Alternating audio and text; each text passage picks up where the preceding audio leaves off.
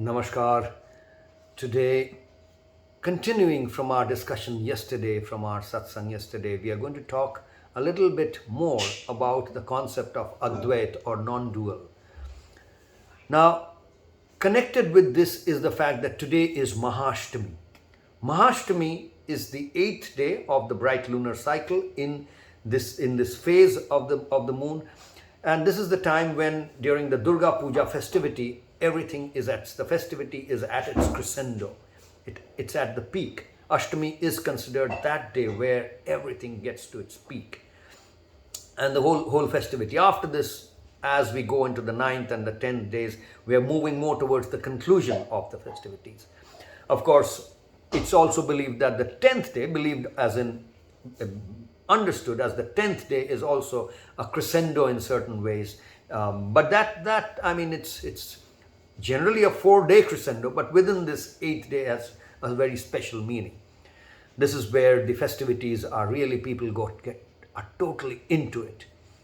Now, there's a very interesting incident that happened yesterday, and which is why I kind of refer to this. So, my mother came for into the ashram, and where we are actually organizing the puja. Yes, here at Karmyog for 21st century in our ashram or wherever we are, we always bring in the Durga idol, and because that's kind of the manner in which we've grown up. I have personally grown up in this culture, so it has a very deep connect within me somewhere, and it carries a lot of meaning to just get the idol, as I mentioned a couple of days back, to get the idol, see the idol, and use the idol to also to kind of make it part of our sadhana, and utilize the idol and the whole atmosphere, the ambience that the idol and everything else creates in order to give more richness to the sadhana itself.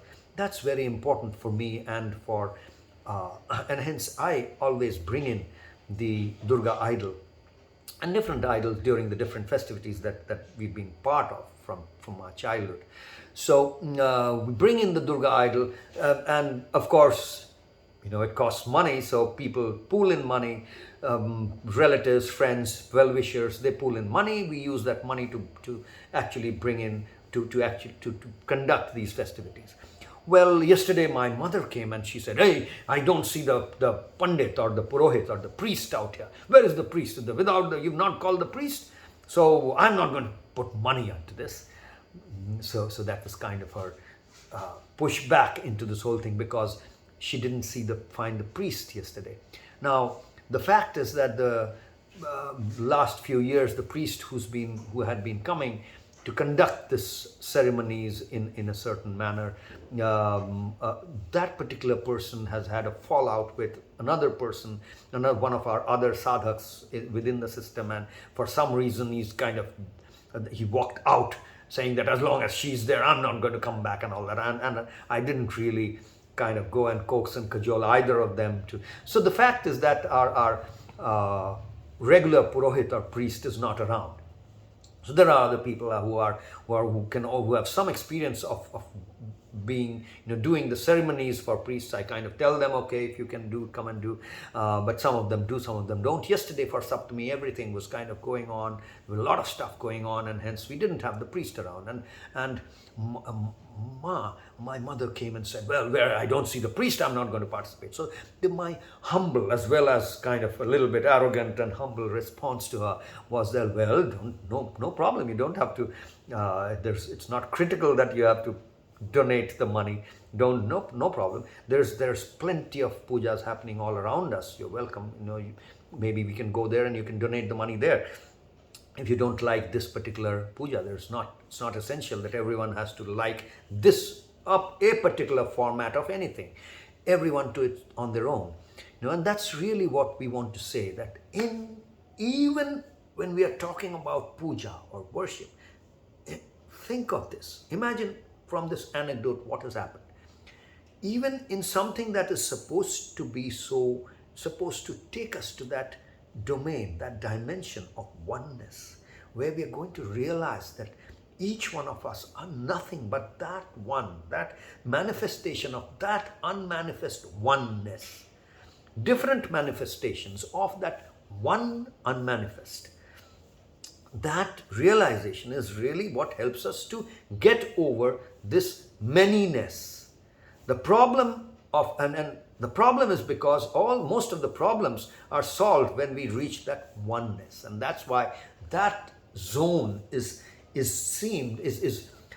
kind of touted as the zone where there is bliss. Satchidanand, it's called in Indian languages. This really means bliss, an eternal bliss, a bliss that is unending. You kind of experience, or experience is not technically the right word, because if you are experiencing, then there is an experiencer. You are the experiencer, and there is an experience, and there is something that is being experienced, and the experiencer becomes the subject, and what is being experienced, there is an object. So as soon as there is subject and object, there is two, it's no longer one. The oneness that we talk about is only when the subject and the object become one. There is completely non-dual. There is integration of the subject and the object, the perceiver and the perceived, the experiencer and the experienced. All of that is the Advait, or the non-dual stuff that we were talking about yesterday. And in the whole objective of this worship, this puja, this ceremony, is to help people help each one of us as we tread on this world, on this planet, and try to make a life out of our time on this planet, our material time on this planet. We kind of often get detached from the reality, from the truth that, well, we also have this equally important dimension that is nothing but us, our own selves. It's as much our I, it's as much we, it's as much our own selves, as much my own self as this material body, my mind, etc., all that is. So the Tan Pran, as in the physical energetic dimension, and the Manchitta, or mental spiritual, psycho-spiritual dimension, these are the two that we also always talk about in terms of the Karma Yoga for 21st Century's Fit for Life program. And we say that these are the two dimensions. Within the two also there is the physical energetic, two different, and within the psycho-spiritual there is mental and spiritual too. So four altogether, but broadly speaking we can divide it into two. The first two are the more material, which can be measured, which is bound by time and space, and this Manaschitta, or mental, spiritual, psycho-spiritual, cannot be touched, cannot be measured, cannot be weighed, cannot be felt with, is not tangible in that sense, not physically tangible. That's the dimension which is called more towards the subtle. These are the gross dimensions, and this is the subtle dimension. Now the subtlest of this is pure consciousness. It's pure awareness. It's objectless consciousness, which there are the objective of our sadhana is to always, the sadhana process is to always, all the Pranlila Upasana, the Sakshakti Stretch Aradhana, the Stamiflex Arati, Somno Magic, meditation, Levosim, all the practices that make up the Karma Yoga for 21st Century Sadhana Paddhati is actually geared to help us constantly and always attain that state of non-dual awareness, where we are one with whatever we are using in order to continue our sadhana. So bringing in an idol has no problem, as long as we are clear that we are using the idol to actually get to that point where we are convinced that I am one with that idol and I am not different. That's me. And if that's an image, that's a symbol of the creator, or the Parabrahma, or the all-powerful, or the almighty, or the unmanifest, the unmanifest best perfection, it's a symbol of that, then I am one with that idol, is what will help me become one with that unmanifest, and constantly understand that I'm not just this body apparatus. There is also as a dimension of me which is as important, as real. In fact, it's the ground of all that is me. That is pure unmanifest, or pure consciousness. It is nirvikalpa samadhi. When we are doing yogic practices, in Ashtanga, for example, the eighth step is samadhi. From, as we know, from yam, niyam, asana, pranayama, pratyahara, dharana, dhyana, samadhi.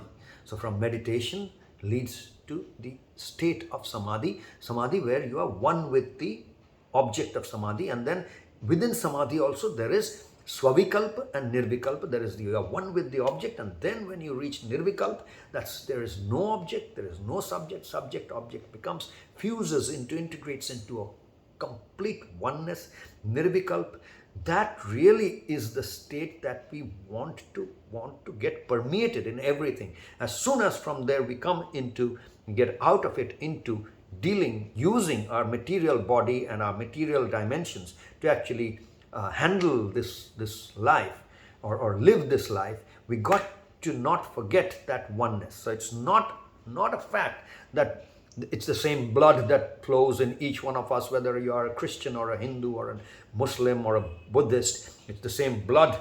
No, it's not the same blood. The blood is not even same within my body today and yesterday what it was and what it's going to be tomorrow. The blood is going to be different. Anything in the material different dimension, since blood is material, touch, feel, weight, measurement, 100 cc, 100 milliliters, or 1 liter blood, etc. You can measure it, so it's material. It's not the same for everyone. It's not that element of non-dual.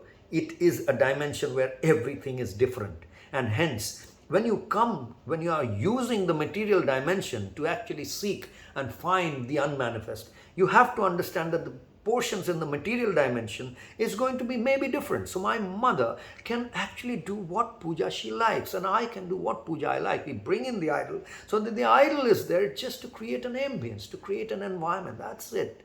And if that environment suits you for your sadhana to attain the unmanifest, where we are all one, then participate. And participate and make it your own. Participate in the manner that you want to.